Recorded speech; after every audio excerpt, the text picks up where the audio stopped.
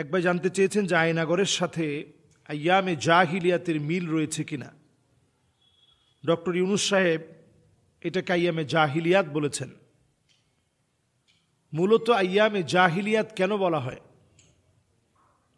ওই যুগের দিনগুলো অন্ধকার কেন বলা হয়? ওই সময় আমাদের মতো দিন ছিল, সুপ্রভাত ছিল, আলো ছলমলে দিনগুলো পার হতো মানুষের।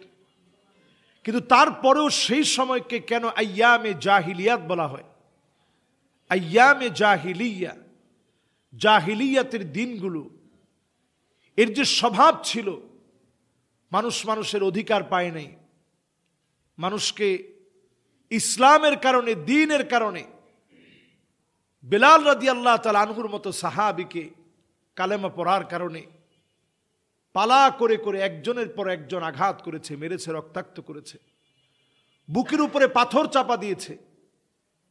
নবী করিম সাল্লাল্লাহু আলাইহি ওয়াসাল্লামকে শিয়াবে আবি তালেবে জেলখানার মধ্যে রেখেছে।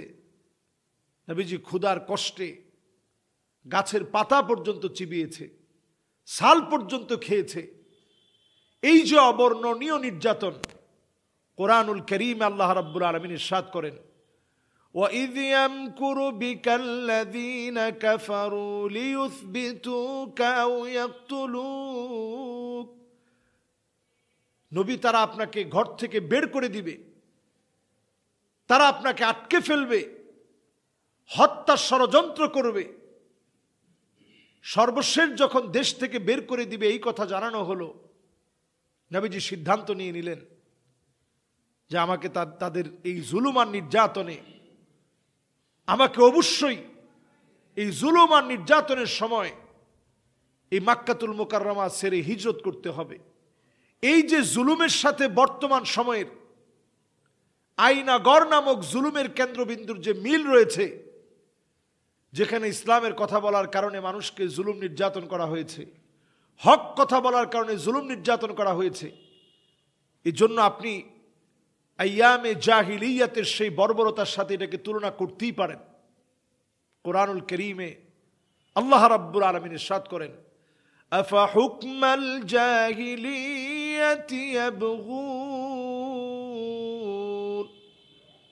নবী, তারা কি এত কিছুর পরেও জাহিলিয়াতের হুকুমের দিকে চলে যাবে? আমরা আয়নাগরের যে বর্বরতা দেখেছি, আপনি চিন্তা করেন, কারো 8 বছর, কারো 10 বছর, কারো 12 বছর, কারো 16 বছর পর্যন্ত কেটে গেছে। পাটা পর্যন্ত যেই জায়গায় সোজা করা যায় না, সামান্য কোনো আলো বাতাস আসে না, ভেন্টিলেটর দিয়ে সামান্য আলো আসে, সেখানে অ্যাডজাস্ট একটা ফ্যান লাগানো আছে যাতে করে অন্য রুমের আত্মচিৎকার যেন শোনা না যায়, মানুষের কান্না যেন শুনতে না পারেন। এমন ভয়াবহ অবস্থা আয়নাগরের ভিতরে। এগুলো আমাদেরকে আইয়ামে জাহিলিয়াতের সেই বর্বরতার কথা মনে করিয়ে দেয়। যারা এতটা অত্যাচারী ছিল,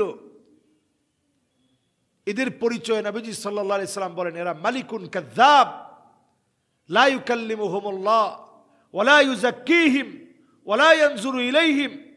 কিছু মানুষের দিকে আল্লাহ তাকাবেন না, কথা বলবেন না, দয়া দেখাবেন না, যারা মিথ্যাবাদী হবে। এরপরেও অনেকে মনে করে যে আমার অপরাধ কি? মানুষকে আয়নাঘরে রেখে চোখ বেঁধে, চোখের মধ্যে বেঁধে রাখতে রাখতে কানের মধ্যে পোকা হয়ে গেছে, এরপরে সেখানেই মারা গেছে। লাশটা কোনো একটা ড্রেনের সামনে ফেলে রেখে চলে গেছে। এই যে জুলুম নির্যাতন চলেছে, এই জুলুম নির্যাতনের প্রাণ কেন্দ্র ছিল, যেখানে এই জুলুম নির্যাতনগুলো করা হতো, এটাই ছিল সে আয়নাগর। অনেকেই দেখবেন সেখানে দেওয়ালের ভিতরে আল্লাহর কাছে সাহায্য চেয়ে কত কিছু লিখে রাখছে, হাসবুনাল্লাহু ওয়া নি'মাল ওয়াকিল, নি'মাল মাওলা ওয়া নি'মান নাসির। অধিকাংশ সেই আয়নাগরে বিবস্ব নির্যাতন করেছে ইসলামী আন্দোলনের, যাতে করে মেরুদণ্ডকে ভেঙে দেওয়া যায়। এজন্য তারা এই জুলুম নির্যাতন করেছে। আল্লাহ তাআলা এই জুলুমকে টিকতে দেয় নাই। আইয়ামে জাহিলিয়াতের সেই বর্বরতা আল্লাহ তাআলা এখন জাতির সামনে তুলে ধরেছে। এই জন্য নবীজি সতর্ক করে গেছেন, ইয়াকুম আয-যুলম ফাইন্না যুলমা যুলুমাতুন ইয়াউমাল কিয়ামা, জুলুম থেকে বাঁচো, জালেম থেকে বাঁচো। নবীজি বারবার বলছে জুলুম থেকে বাঁচো, জালেমও হয়েও না, মাজলুমও হয়েও না। যারা 16টা বছর মানুষকে জুলুম নির্যাতন করেছে, গায়ের লোম দাঁড়িয়ে যায় এরকম জুলুম করেছে, ব্যারিস্টার আরমানের দিকে তাকিয়ে দেখেন জীবন থেকে কতগুলো বছর চলে গেল। এরপরে কত আল্লাহর গোলামদের কতগুলা বছর চলে গেছে। এই যে জসিমউদ্দিন রহমানী সাহেব, কত বড় একজন প্রাজ্ঞ বিজ্ঞ আলেম, উনার জীবন থেকে 16টা বছর চলে গেছে। উনার ভাই জেলখানায় মৃত্যুবরণ করেছে, চোখ বেঁধে রাখতে রাখতে কানের মধ্যে পোকা হয়ে উনি দুনিয়া থেকে চলে গেছে।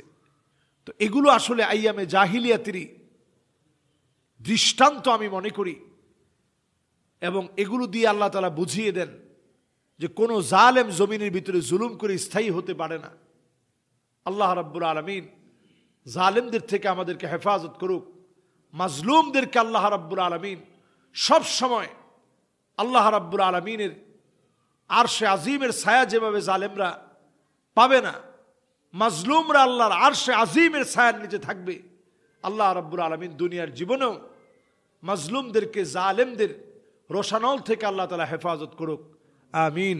আসসালামু আলাইকুম ওয়া রাহমাতুল্লাহি ওয়া বারাকাতুহু।